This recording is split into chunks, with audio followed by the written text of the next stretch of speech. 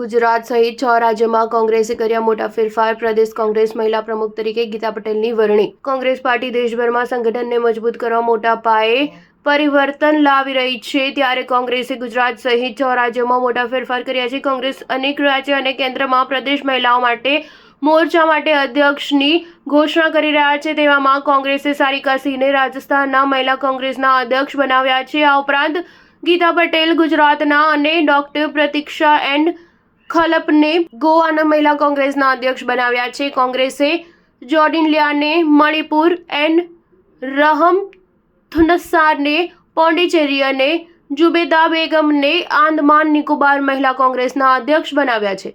કોંગ્રેસ અધ્યક્ષ મલ્લિકાર્જુન ખડગે 19 ફેબ્રુઆરીએ all India Congress કમિટીની જનરલ સેક્રેટરીની બેઠકની અધ્યક્ષતામાં પાર્ટીની જરૂરિયાતને ધ્યાનમાં રાખીને કહ્યું કે બધા મહાસચિવો અને પ્રભારીઓ તેમના હવાલા હેઠળના રાજ્યમાં સંગઠન અને ચૂંટણી પરિણામો માટે જવાબદાર રહેશે. આ બેઠકમાં કોંગ્રેસના રાષ્ટ્રીય અધ્યક્ષ ખડગે સિવાય રાહુલ ગાંધી, સંગઠન મહાસચિવ કે.સી. વેણુગોપાલ, મહાસચિવ પ્રિયંકા ગાંધી સહિત અનેક મહાસચિવ અને પ્રભારી જોડાયા હતા.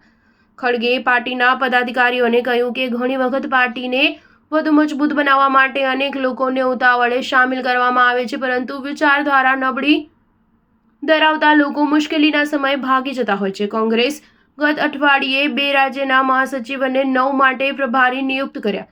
કોંગ્રેસ પોતાના કેટલાક પ્રભારીનું પ્રદર્શન જોયા બાદ તેમાંથી ખરાબ પ્રદર્શન કરનારને હટાવી દેવામાં આવ્યા, જેમાં કોંગ્રેસે દીપક બાબરિયા, મોહન પ્રકાશ, ભરતસિંહ સોલંકી, રાજીવ શુક્લા, જયકુમાર અને દેવેન્દ્ર યાદવ સહિત અનેક વરિષ્ઠ નેતાઓને સંગઠનની જવાબદારીમાંથી છૂટા કર્યા.